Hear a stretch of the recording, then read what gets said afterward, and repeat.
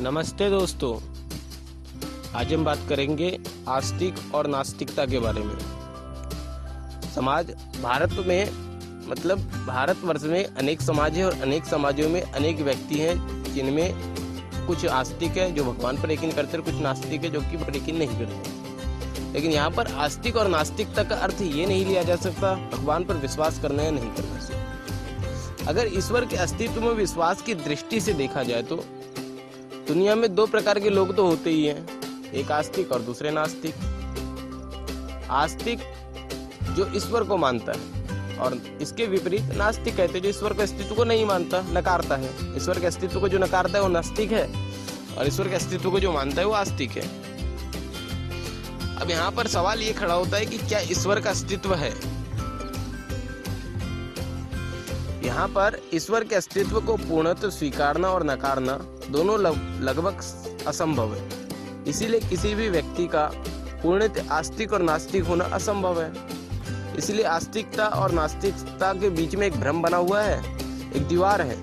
इसी भ्रम को तोड़ने के लिए वीडियो बना रहा हूँ। आस्तिक सही है या नास्तिक, इसके बारे में आप स्वयं सोचिएगा, मैं कुछ प्रमाण दे रहा हूँ। कोई व्यक्ति आस्तिक है किंतु ये भी जरूरी नहीं कि वो सही हो। यहाँ पर आस्तिक है मतलब कि भगवान को मान रहा है लेकिन पाप कर्म में लिप्त रह रहा है। ठीक ऐसा ही कोई व्यक्ति नास्तिक है, इसका मतलब यह नहीं कि वह गलत है। मतलब कोई नास्तिक मतलब कोई पापी नहीं हो सकता। किसी भी इंसान के सही या गलत होने का निर्धारण उसके गुण, कर्म, स्वभाव आदि से कर सकते हैं, चरित्र से भी किया जा सकता है। यदि आप सोच रहे हैं कि आस्तिकता किसी व्यक्ति के सही होने का प्रमाण पत्र है तो आप पूर्णतः गलत सोच रहे हैं। जब तक आस्तिकता को आत्मसात नहीं किया जा सकता तब तक नास्तिक बने रहना ही श्रेयकर है। क्योंकि स्वामी रामतीर्थ ने हमेशा से कहा है कि अधूरा आस्तिक बनने से अच्छा है कि तुम नास्तिक ही बने रहो। वास्तव में गहराई से यदि देखा जाए तो तीर्थ स्थानों पर जितने आस्तिक लोगों का मेला लगता है उनमें अधिकांश लोग छुपे हुए नास्तिक होते हैं। अब यहाँ पर मैं बात करता हूँ छुपे हुए नास्तिकता से क्या अर्थ है। कुछ लोग होते हैं जो सार्वजनिक रूप से ईश्वर के अस्तित्व को नकार देते हैं, उन्हें स्पष्ट नास्तिक कहा जा सकता है। किंतु जो लोग बाहर से आस्तिक और आध्यात्मिक होने का दिखावा करते हैं किंतु जिनके गुण, कर्म, स्वभाव नास्तिकों की तरह होते हैं, उन्हें छुपे हुए नास्तिक कहते हैं। ऐसे लोग ईश्वर और धर्म की आड़ में अपना धंधा चलाने का खूब काम करते हैं। आगे आपको हमारे वीडियोस में मिलेंगे ऐसे नास्तिकों के प्रमाण मिलते जाएंगे, अभी उनके वीडियोस आते जाएंगे। आप चिंता ना करें, देखते रहो और आनंद लेते रहे। आस्तिकता और नास्तिकता में अब मैं अंतर बता देता हूँ। असल में आस्तिकता और नास्तिकता में बहुत ही मामूली सा अंतर है, जिसे पकड़ने के लिए गहन अध्ययन की भी जरूरत नहीं है। आप समझते हैं, लेकिन खुद से पूछिए, क्या मैं आस्तिक हूँ? क्या मैं ईश्वर के अस्तित्व को मानता हूँ? अगर आप ईश्वर के अस्तित्व को मानते हैं तो फिर आप कोई भी गलत कार्य नहीं कर सकते। यह है आस्तिक का कार्य। यहाँ पर क्या एक बच्चा अपने बाप के सामने गलत कार्य कर सकता है? बताएं, क्या एक बच्चा अपने बाप के सामने गलत कार्य कर सकता है? यदि नहीं तो ईश्वर को आप आस्तिक हो तो ईश्वर को आप कण कण में जानते हो, तो फिर आप गलत कार्य नहीं कर सकते।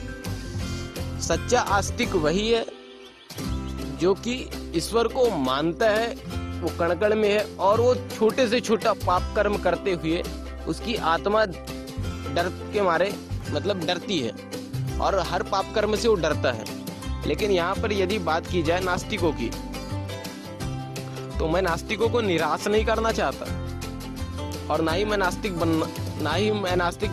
बनाना चाहता हूँ। मैं केवल यही चाहता हूँ कि नास्तिक यदि भगवान को नहीं मानते तो ठीक है, ना माने आपसे भी।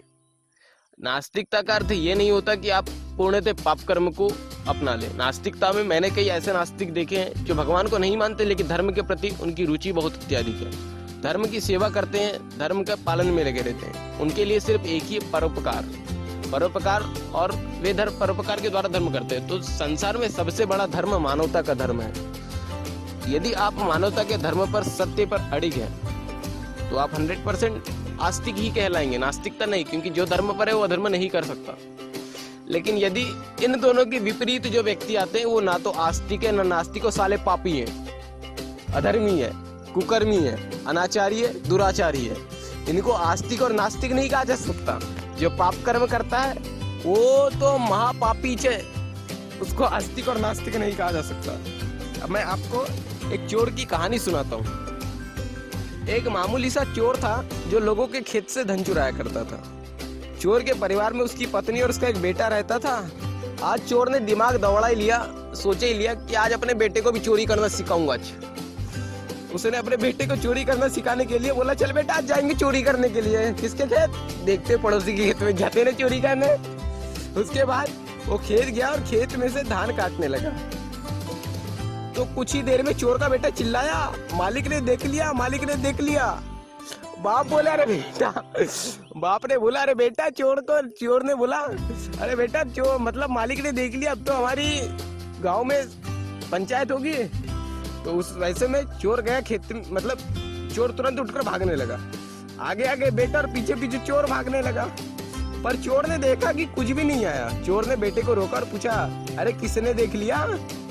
बेटे ने ऊपर की ओर इशारा करते हुए कहा, मालिक ने देख लिया।